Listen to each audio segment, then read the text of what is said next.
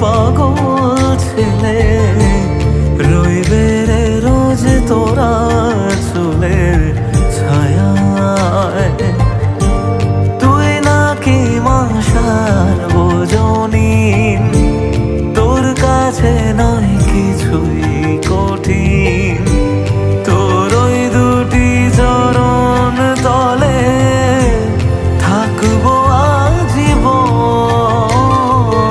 শ্যামা মা তোর চরণ ধরে থাকতে দিস রে জন।